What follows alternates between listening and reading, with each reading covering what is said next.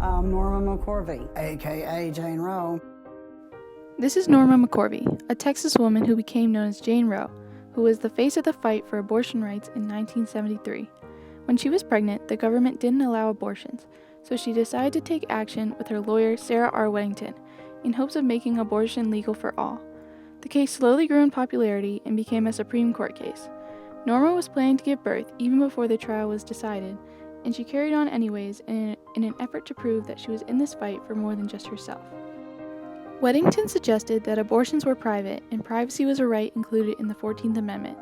Yet, Jay Floyd, the attorney representing the state of Texas, argued that a fetus was a person also as defined by the 14th Amendment, and it was the court's duty to protect said life.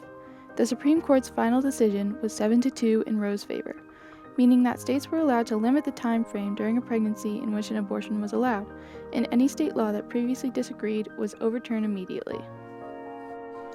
While the battle over abortion still continues today, the progress made by the decision of Roe v. Wade is being neglected. Despite being a major point in women's rights history, politicians tend to undermine and disregard the importance of the case in hopes of making the world more conservative. Before the 21st century, Roe v. Wade had a huge impact on women in society, but as it grows older, its influence diminishes.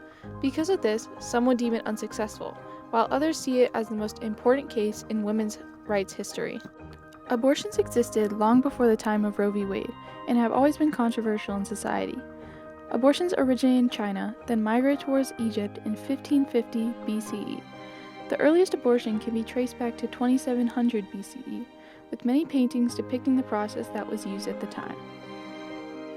Before the legalization of abortion by Roe v. Wade, women were forced to travel to heavily urbanized cities like New York City or Chicago to get a safe abortion. This was difficult for most people at the time because it was both expensive and time-consuming. One of the main reasons why many women wanted abortions was because they couldn't financially support a child, and even if they decided to put up for adoption, the cost of childbirth was still very high. Varying by state, the average cost of labor and childbirth was $1,500. Single women were more likely to have an abortion because of financial reasons as a result of the significant difference in pay rates between men and women in the 70s. In the year that Roe v. Wade was passed, the average woman's yearly earnings were $21,397 to a man's $37,381, which is a difference of $15,984. There were also about 123,000 reported rape cases by men towards women in the U.S. in 1973 in which many women became pregnant and they wished to terminate their pregnancy as a result. With abortions deemed unconstitutional and illegal safe ones at a costly high, women who wanted an abortion had to get creative. Hangers and overdosing on over-the-counter drugs were a few of the common methods of terminating a pregnancy because they were both cheap and they could do it themselves. However, people who were able to have a safe abortion had to be very careful in order to avoid a legal confrontation. As a result of the legalization of abortions, many conservatives were furious and the groups as a whole was deemed pro-lifers in regard to the defense of the unborn fetus. While protests and riots occurred, death tolls of women having abortions went down because the procedure became safer and more accessible to people seeking it to terminate a pregnancy. Adoption rates also went down because more women were willing to have an abortion than to go through 9 months of pregnancy only to give up the child.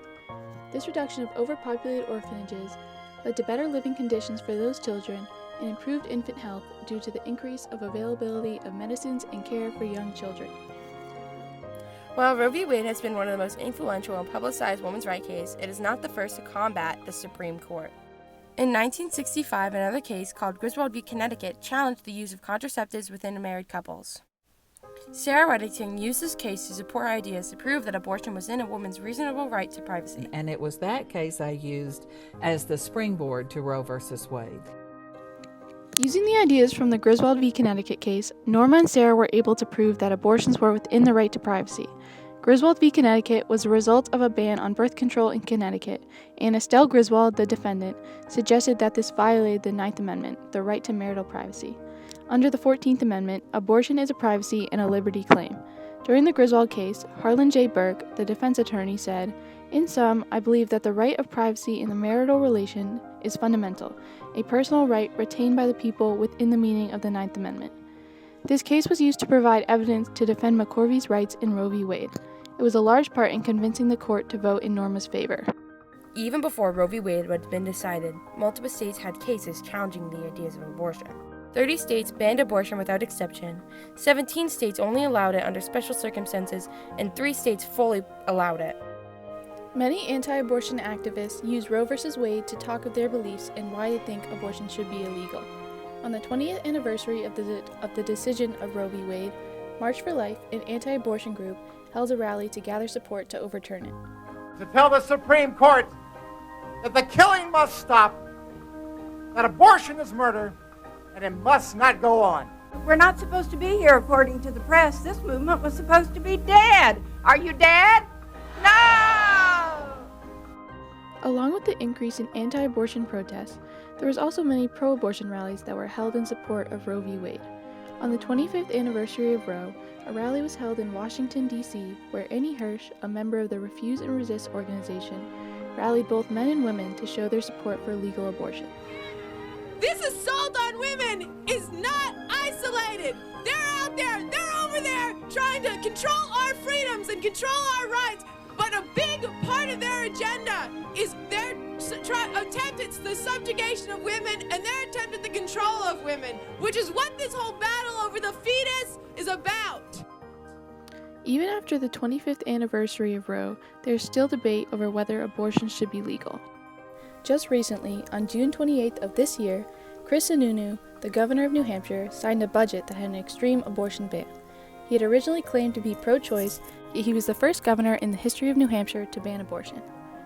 Shortly after, Planned Parenthood described the event. Governor Chris Sununu signed the most regressive anti-reproductive healthcare budget in New Hampshire history, ignoring public opinion and opposition from more than 200 of the state's leading medical experts. Places like Mississippi, New Hampshire, and even Texas recently discussed and enacted conservative abortion laws. These new laws heavily limit when women can get an abortion. Like in Mississippi, abortions are illegal just after 15 weeks. Similarly, the most recent Texan law bans all abortions after the fetal heartbeat is detected.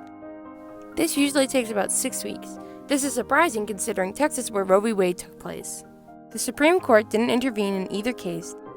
This is most likely because Donald J. Trump, the 45th President of the United States, appointed majorly conservative jurors in the court before he left office. The Mississippi judicial branch had hoped to make the Supreme Court overturn Roe v. Wade, but it was shot down. If the Supreme Court did look at the case, it most likely would have been overturned due to the conservative majority. This would have caused an uproar within the pro-choice community and likely would have been overturned again in years to come. We like to think that human rights won't ever be restricted, but with the division of beliefs in this country, it's definitely a possibility. One of the most unexpected moments of the Roe v. Wade case actually happened many years after it had been decided. After 2 religious conversions, Norma admitted that she was pro-life. This quickly caused controversy and made many rethink the court's decision, as well as if Norma was a reliable person. She had been the face of one of the biggest and most controversial Supreme Court cases in history, and suddenly her views on abortion had changed drastically. However, years after that, when she was sick and, quote, on her deathbed, Norma revealed that she had been paid by the church to say that she regretted ever being in support of abortion. You know, I took their money and they put me out in front of the cameras and told me what to say. People questioned her loyalties within the abortion community, and Norma died by heart failure in 2017 without confirming her beliefs. The advancement of pro-choice legislation that was made by Roe v. Wade is being undermined in the present day. Conservatives occupy most of the Supreme Court positions, and many are looking to overturn Roe v. Wade. Abortion and contraceptives are controversial topics, and politicians are trying to sway the public opinion in order to suit their agenda. Overall, the fight for abortion rights will continue to grow, and as Roe v. Wade becomes more outdated, its influence on modern-day politics will only become smaller.